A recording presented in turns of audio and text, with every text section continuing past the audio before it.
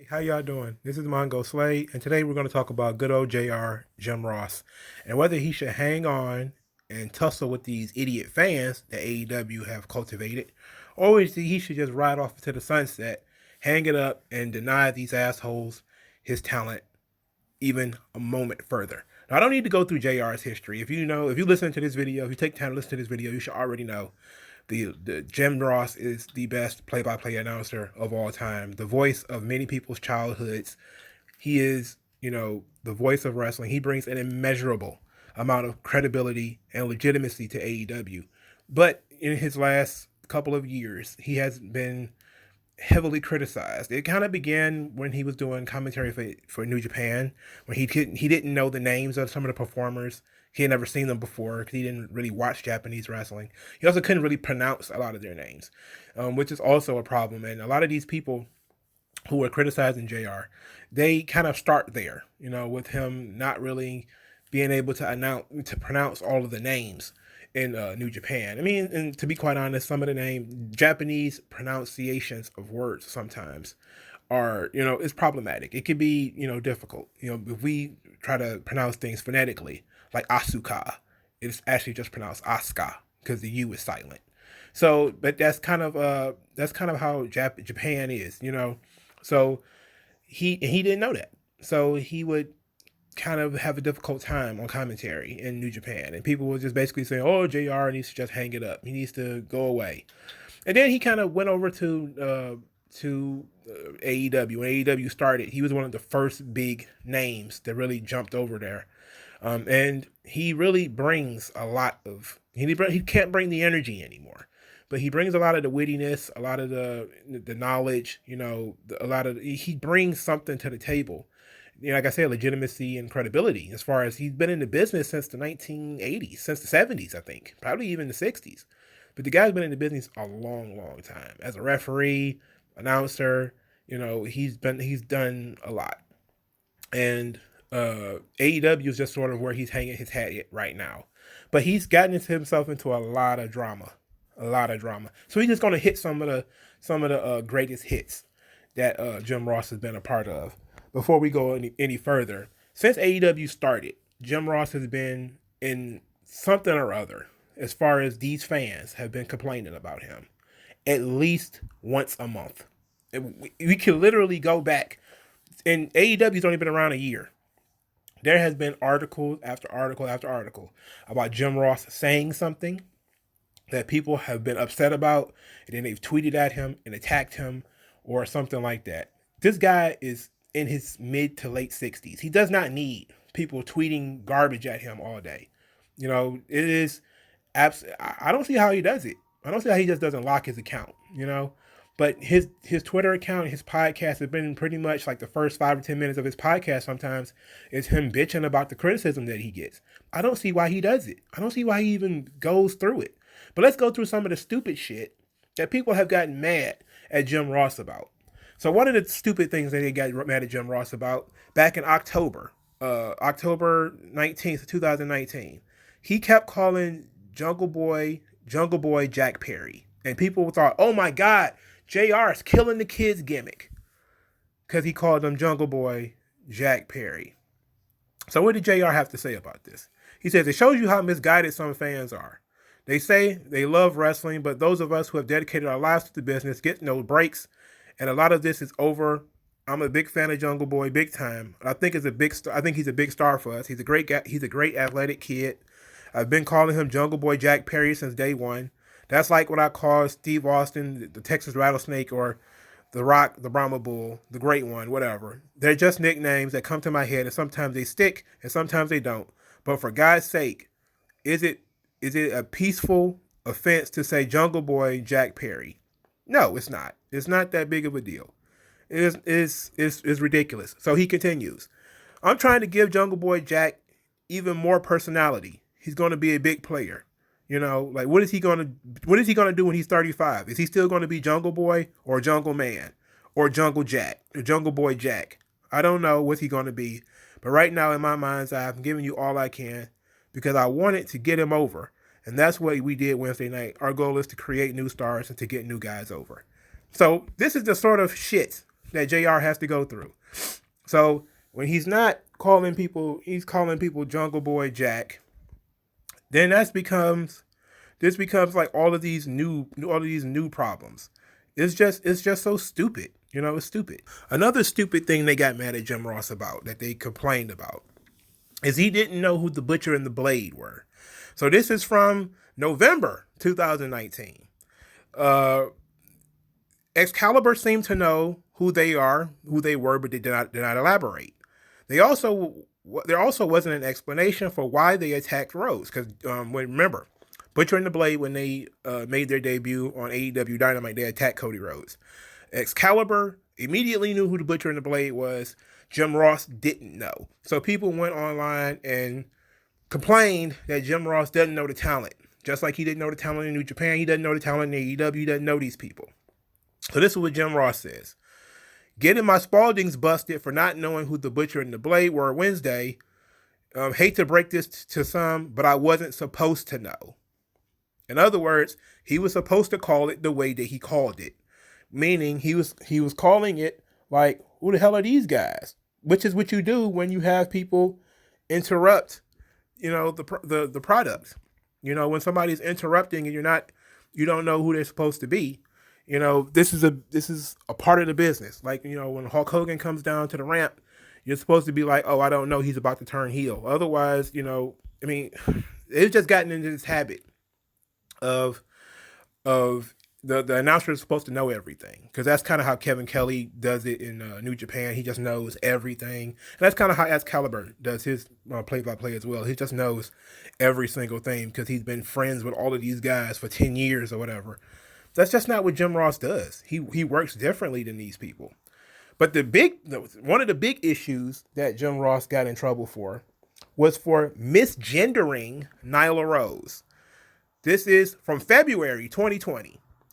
Nyla Rose wins the AEW Women's Championship, and Jim Ross says that Nyla Rose is now King of the Mountain, because Nyla Rose used to be a man, still is a man, but you get my picture. Nyla Rose is trans, and he said that Nyla Rose is King of the Mountain. People went online and went berserk because Jim Ross said Nyla Rose is King of the Mountain, and people got angry.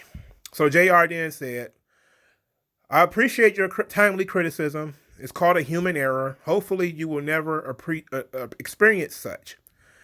And then he says, another fan tweeted that he didn't believe JR would, quote, intentionally misgender a trans person on TV, and that they hope it was just a slip of the tongue. JR said, you're right, sir. And that was it. And this is the kind of stuff that he deals with all the time. These lunatics who go online tweeting all types of crazy shit at him. Now that wasn't all. Obviously that wasn't it. We still got some more stuff. We still got more shit that we have to go through here, that Jim Ross gets dumped on him at all times by these weirdos online. And it's absolutely insane. I don't see why he even continues to be bothered with this shit. This is from June 2020. Mike Tyson and Chris Jericho have a little melee on the show, and there was a communications breakdown. Mike Tyson came out with an entourage of people, and JR did not call any of them by name. So here's the reading.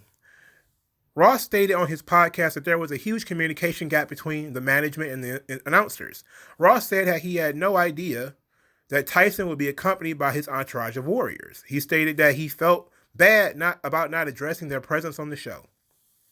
Quote, we had mentioned Henry Cejudo and, of course, Mike, but there were other fellows that were there. Rashad Evans was not mentioned because we didn't know he was part of the entourage. Vitor Belfort, same deal. They were in a mass group, and they were camouflaged, Jim said. Jim did not know that Mike Tyson would have an entourage. He said, the intent was to get everyone over, but nobody told me, Excalibur, or Tony Schiavone, who was in the entourage. So consequently, we didn't know who was there. It was all about Tyson. I saw Henry Cejudo earlier. Didn't see Rashad Evans earlier that day. I didn't see Vitor Belfort earlier that day. Nobody told us they were there. Then I asked after the fact.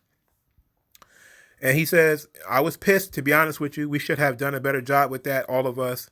And that was a breakdown in communication. It was growing pains. So it was not like it's the end of the world.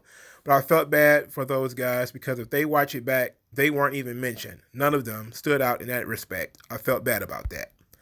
So JR has no problems mentioning when he was wrong, of course.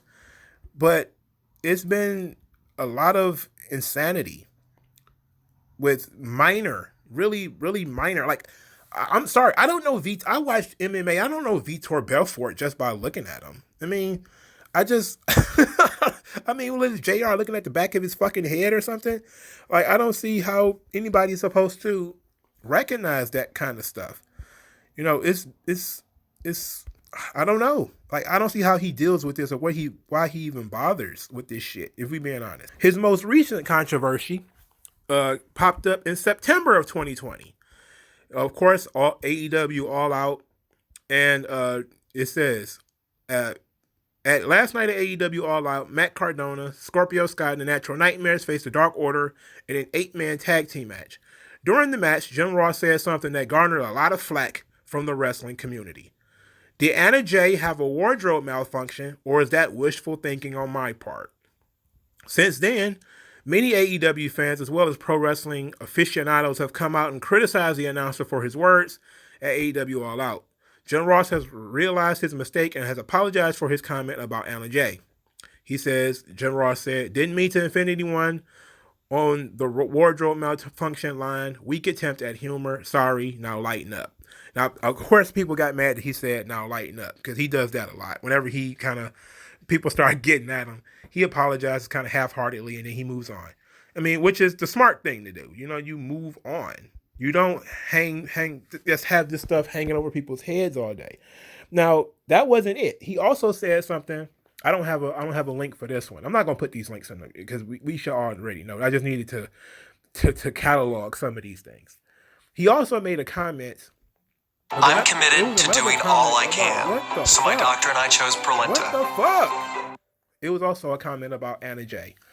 He called Anna Jay a Jezebel, which he said 100 times. He said it about Lita. He said it about Trish Stratus. He said it about every female wrestler in the WWE. And, you know, that's just what he calls women's wrestlers. And it's, you know, it's supposed to be a biblical thing and all that kind of stuff. So he called Anna Jay a Jezebel. I believe it was in the women's tag tournament. I forget what match that they were involved in. I think it might have been a tag team thing. And some weirdo from What Culture, or as I call it, Cuck Culture, went online and said, oh my God, can we get over calling women Jezebels? And I said to, and then and I remember vividly after I looked through the thread, because I mean, somebody retweeted that shit into my timeline. I don't follow any of these Cuck Culture weirdos. I mean, they're YouTubers. I don't give a fuck about that. But there were people, and I realized what it was, even though I kind of knew what it was from the beginning, that they really just wanted JR replaced with a woman. They wanted him replaced with Vita Scott.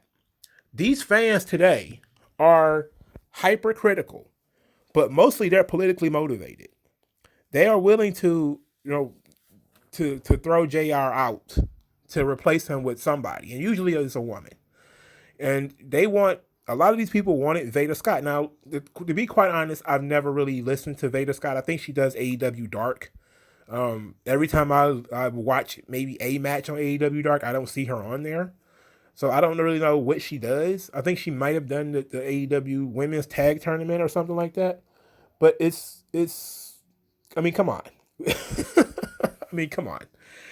You know, there's already 5 or 6 people at the commentary booth already sometimes. Because, you know, Jericho is up there. There's already 3. You got 3 fucking play-by-play announcers. You got Jim Ross and Excalibur and Tony Schiavone. They all do play-by-play.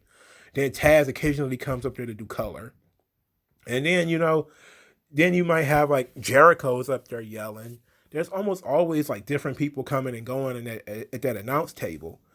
You know, and I understand. JR is not at his best. He's not. Okay, I get it. He's not at his best. You know, I even have some criticisms about whether his interest in some of the things that's going on in the product. His energy level is not the same. He seems to get really excited about throwing the picture in picture, which is really the only thing he does. he kind of tosses in lines here and there, but he really leans on Tony Schiavone and Excalibur to do most of the talking.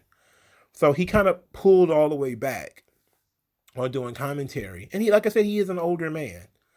So it kind of came into my mind that with all these gaffes and all of these, this criticism, why let these people stress you the hell out? Should JR just let these people have AEW? Look, he can sit around and make royalties off of AEW because he did do most of their pay-per-views now. And he done their entire first year. If they last, for a long time, they'll have, they'll have to keep sending him paychecks. They'll have to keep sending them royalties. So he made the money, But I know that for him, it's not really about the money. It's about him him having so much free time because he's a widower. His wife died.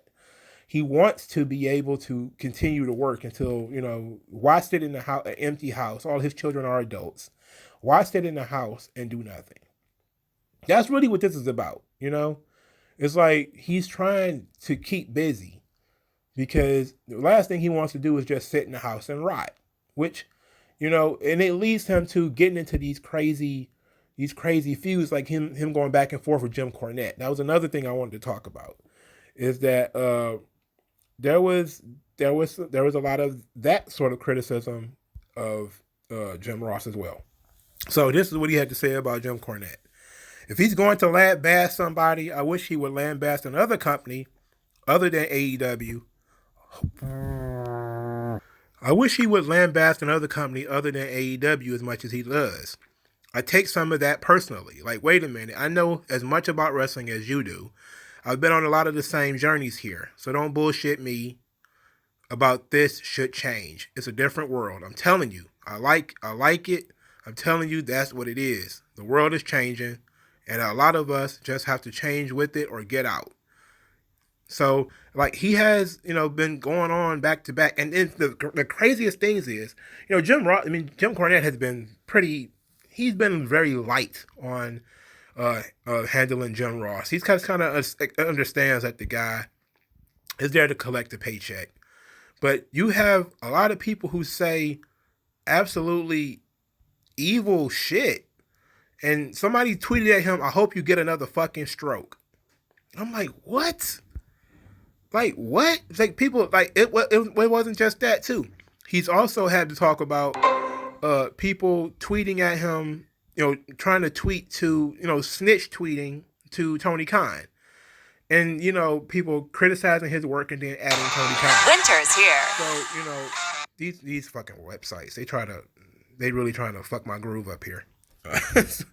But these people have really lost their minds.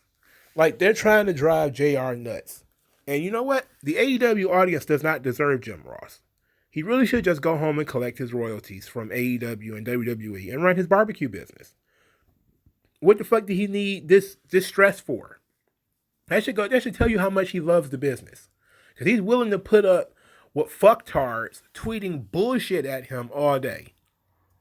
You know what I'm saying? Like, he shouldn't have to deal with that.